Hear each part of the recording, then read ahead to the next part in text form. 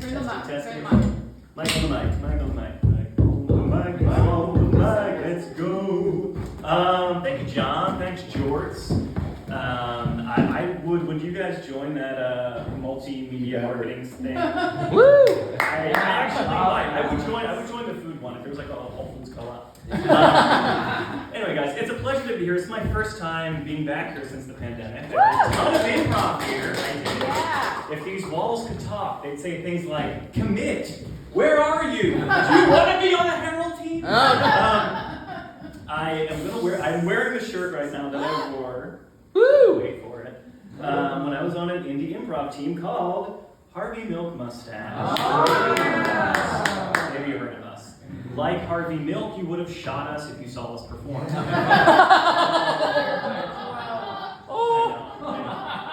I know. Speaking of politics, how are we feeling about the midterm elections?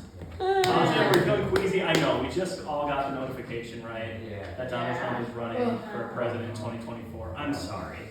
This feels like Halloween Ends in a way. It's a reboot nobody wanted, but we're all just hoping that he's really gone this time. He's really gone. But we did get some good news in Arizona, right? Yeah, right. Carrie Lake lost the governorship to Katie Hobbs. And like the red wave that we thought was going to happen, it was too little, too late. Too little, too late. Right. What else do I have to say here about some politics? I guess I can move on from politics, right? Or maybe you don't want to hear that. A little fun story that I saw was, maybe you guys saw this, a mountain lion was captured in a Brentwood Country Club last week. We see this, it was captured, and it was moved to a more, quote, suitable habitat. Or as the Brentwood residents said, East LA. Right. But we all live in Los Angeles, right? Are there any? We all live in LA, right? This is a common thing, and I know like some of us are actors here, but do people ever come up to you and you're like, you remind me so much of like so and so? Does this happen on a daily basis? Yeah. Or not on a daily, like how about like commonly? Does this happen? Yeah. Where are you guys at? Does this happen? Yes or no? No, it doesn't happen. Okay, next joke. No, but I mean, someone came up to me at the gym and they're like, "You look like all the Spider-Man combined." I wasn't sure if he was trying to find out if I was Spider-Verse or not. Okay, there we go. But you know, shoot that way. But it did make me think, like, what if instead of like describing people like celebrities, we describe them as like LA landmarks, right? Like, you know, like Jason, like you are a mess and I don't trust you. You have big 405 energy. Or like Tanya, like you're everywhere during the day, but I have no idea where you go at night. Like the Hollywood sign. Or like, Mark, you are so underrated. You've been around forever, and you were under construction. You are the La Brea Tar Pits. Someone else give me an LA landmark. What's another LA landmark?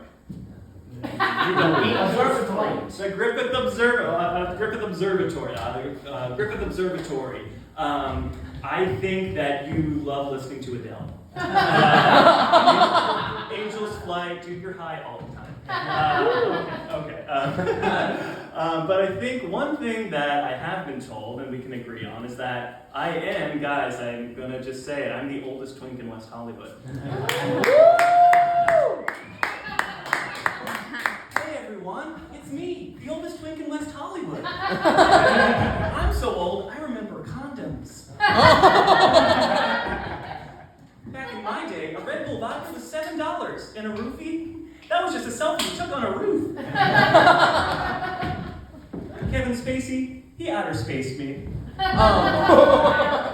Sure, it was a problem, but we didn't know. We were just having fun. Guess how old I am? Guess. 36.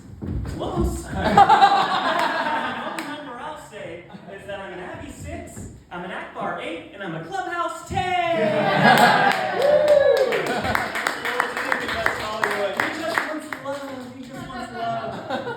I recently did find out my love language is Latin. It's a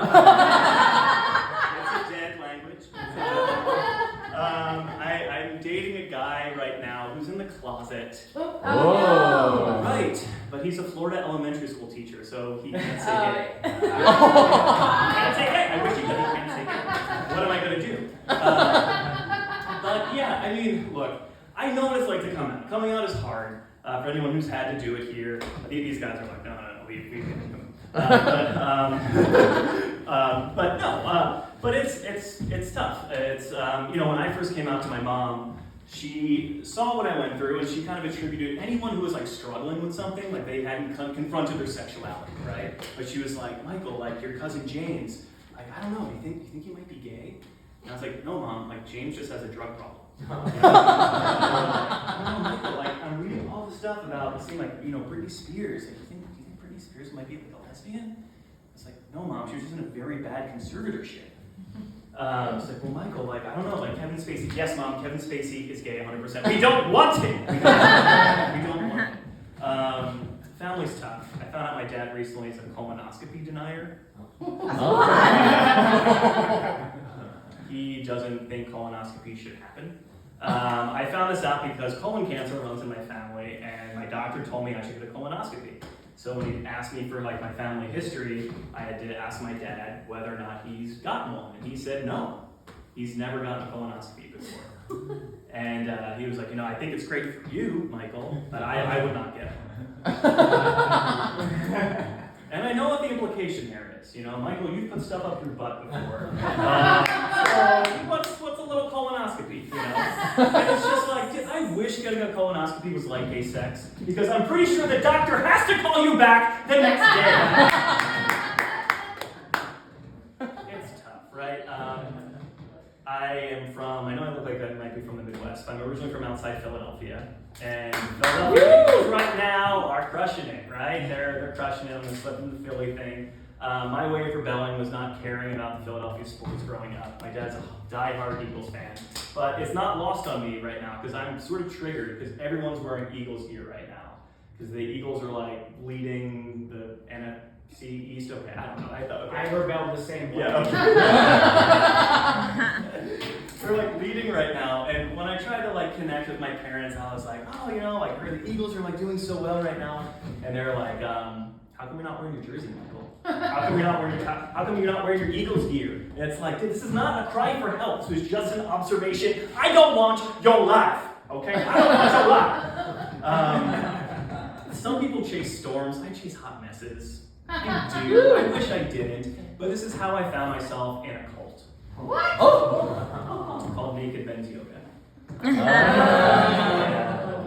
I was convinced by some friends to join Naked Men's Yoga. I know what you're thinking. There's a lot of hype, but it is kind of like New Year's Eve on Times Square. It's a bunch of people crammed together. It's really hot, but at the end of the day, you're just watching balls drop. Okay. That's it. And look. The Naked Men's Yoga was just an excuse for the guy Victor to kind of get a bunch of guys together and like just get them to do shit. So he'd be like, all right, guys, okay, fuck yeah, all right. The goal of this is to connect your mind to your cock through your heart. Yeah, guys. All right, let's just get into some poses, which were no way real yoga poses. Like, we're gonna go down into Bananarama.